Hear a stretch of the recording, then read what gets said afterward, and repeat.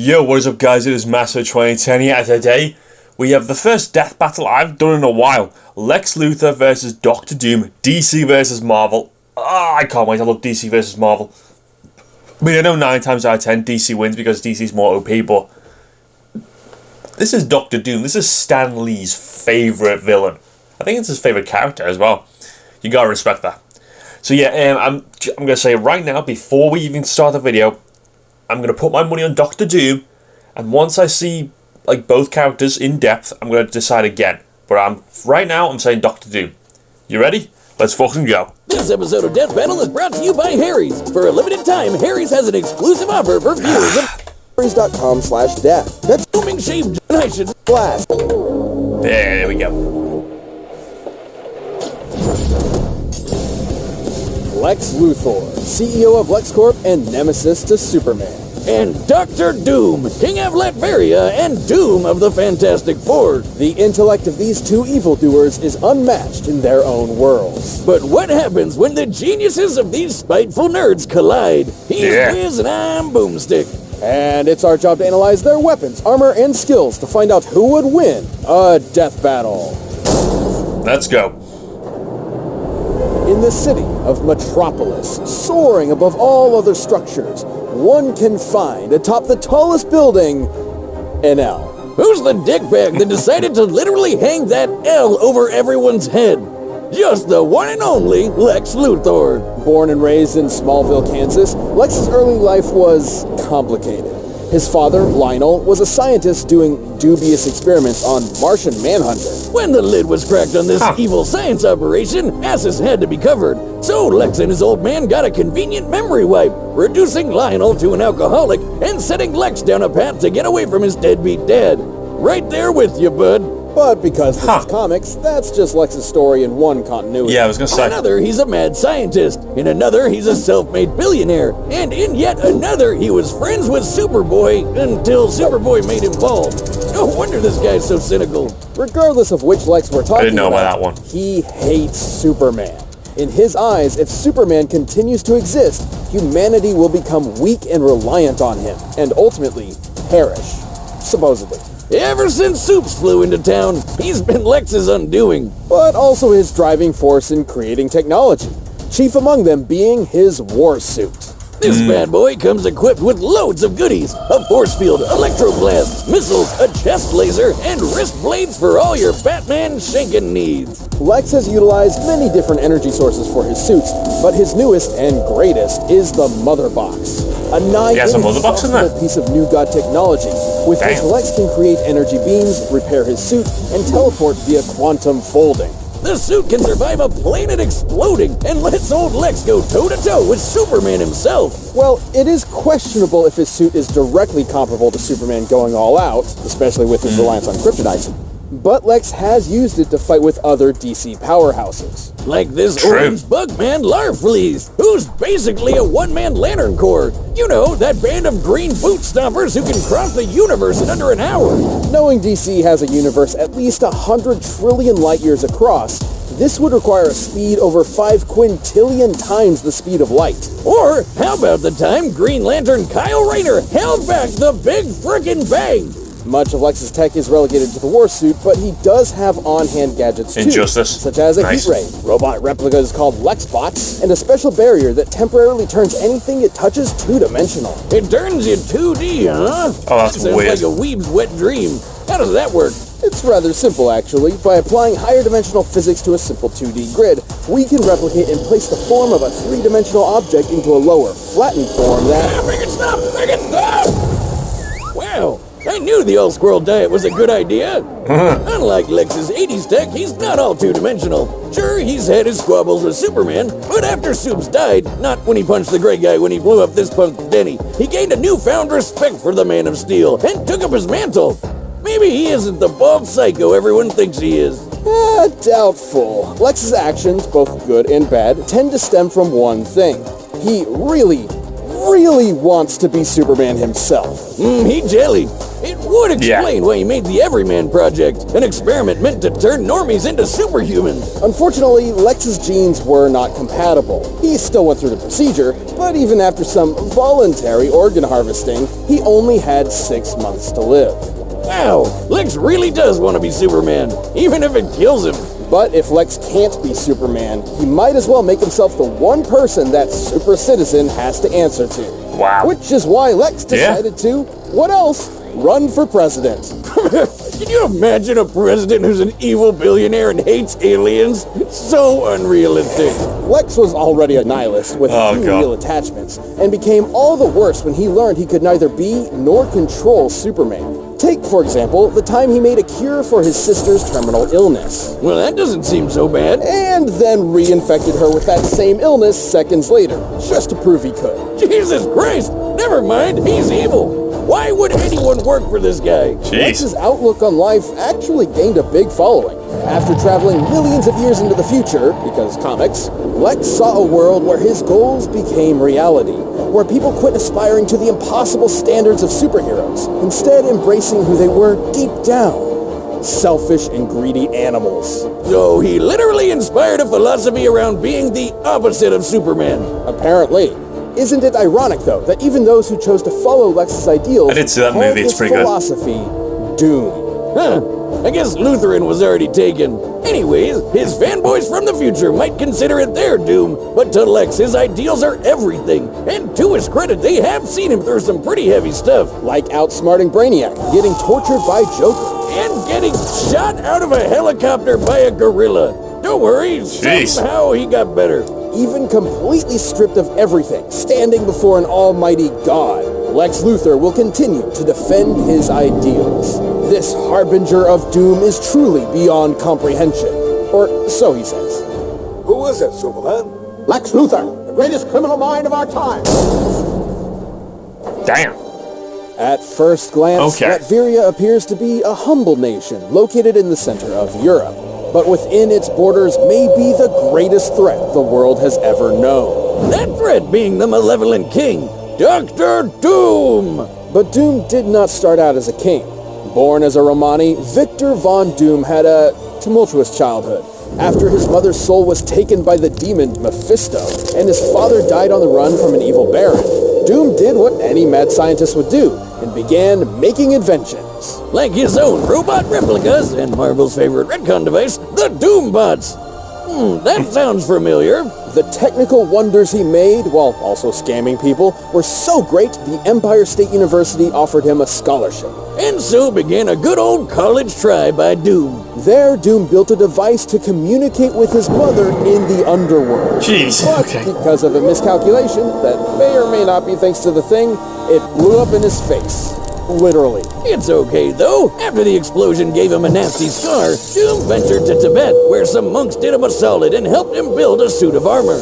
Made from a mastery of science and mysticism, Doom's titanium armor goes beyond the wonders of ordinary technology and into the absurd. It's the Swiss Army knife of power armors, complete with electrical blast, a device that scrambles brain neurons, and a laser staff that doubles as a technovirus. At full power, the suit can break through an adamantine coffin, and allegedly contains pieces of the cross that Jesus Christ himself was crucified on. Just in case a pesky Dracula comes your way. Which he did.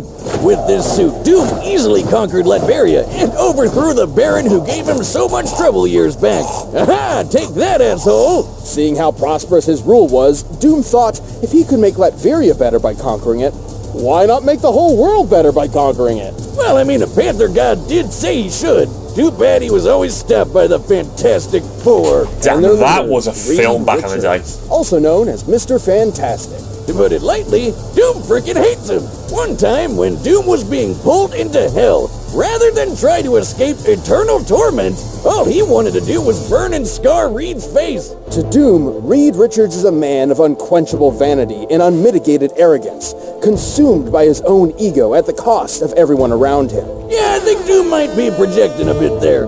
Though he has failed many times to conquer the world, Doom certainly has the arsenal to do so. Antimatter guns, bombs that transmute things to chrome, a molecular expander that turns tiny particles into boulders, and time shift bombs that'll send you several seconds into the past. But his most interesting gadget is the cosmic power siphon. While not particularly fashionable, at least before he implemented it into his suit, the siphon has absorbed and stolen the powers of numerous cosmic entities. You might be asking, if Doom has all these gadgets, why doesn't he use them more often? Well, in his own words, Doom's reasons are his own. Do not question them. But Doom is more than just a scientist. He's also a magician. In fact, a contender for Sorcerer Supreme. As such, he can employ all manner of magic spells. Barriers, teleportation, mystical energy blasts, etc. And if he ever wants to Freaky Friday a foe, he can use a mind swap technique he took from the Ovoids to switch bodies. Like this. Oh, how do you walk with these scrawny legs? This one isn't even a gun!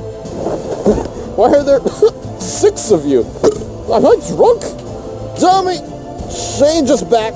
It should come as no surprise that a multi-classing nerd like Doom has taken on some of Marvel's toughest heroes. He's faster than Reed Richards, who reacted to interstellar beams fired by Galactus, and has even deflected Thor's hammer. The same hammer that flew Thor across the universe in seconds. Knowing Marvel's universe has a diameter of at least 1 trillion light years, Mjolnir must have been moving over 2 quintillion times the speed of light. Yeah, a bit slower. And that's not even getting into Doom's battles with the Green Universe Clapper, the Hulk. Or the no-holds-barred punch he took from Sentry with only 7% of his suit's power left. With so much tech and magic, it's a wonder Doom ever loses. Well, for all his achievements, Doom does have one insurmountable weakness. Squirrels. I knew it! Nobody's a match for those little bastards but me. But hey, as long as he stays on Bucktooth's good side, he should be alright. He also has a bad habit of just losing godlike power at the worst of times. Like when his control over the Power Cosmic was taken by a plot-convenient cosmic energy-stealing super airplane. Still, Doom persevered and became the God Emperor of everything. Until Mr. Fantastic stole his powers away. Oh boy, if Doom already hated Reed, what did he think of him after that? Surprisingly, Doom's time as a god caused an epiphany of sorts.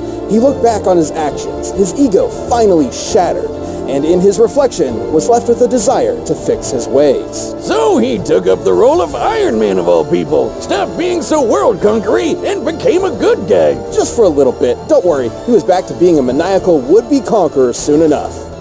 Comic book status quo. It seems a literal multiverse-scale intervention couldn't keep Doom from being Doom. Your plan to destroy them has failed, Master. Failed. Dr. Doom does not fail. All right, yeah, I'm still saying Doom. I'm sticking with Doom. He just seems like he's more weapony, you know. Got a bigger arsenal. You know, it takes you the doctors. It's go back now. Yeah, I'm sticking with Doom. Oh, a visitor. Mr. Luthor, your company has invaluable resources for the people of Latveria. I will be seizing them. Latveria? What an exquisite place to start a corporatocracy.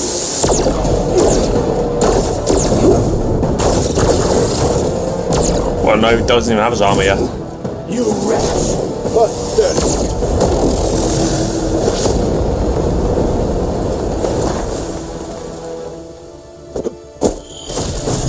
Yeah, there we go. A mechanical replica. It's called a Lex bot, you knuckle-dragging buffoon. Its design is rather ingenious. Not as ingenious as mine, of course. But enough talk.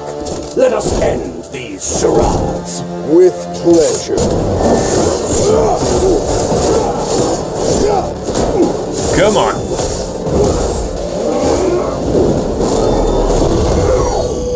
What is this confounded contraption? Two-dimensional morphographic technology. I haven't perfected it, but it's more than enough to exterminate an imbecile like you. More than enough to exterminate an imbecile like you.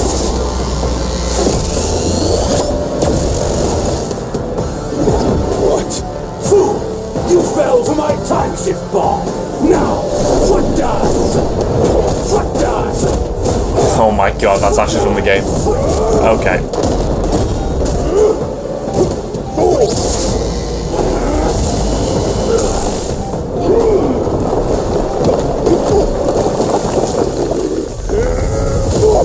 Got you.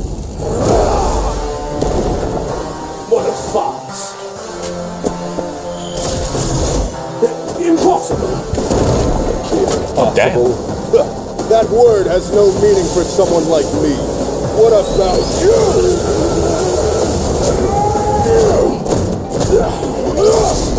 Yeah, if Lex wins, I'm okay with that. That box. It's Oh, the mother box. and wasted on your incompetence.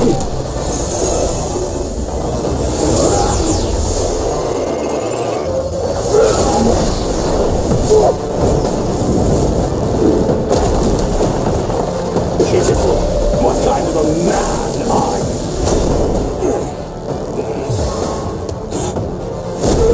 The fuck? Superman.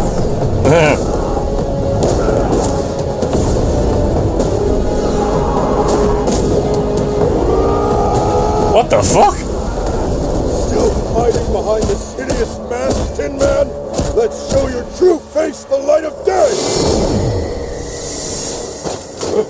Don't you see it? That mask is my true face.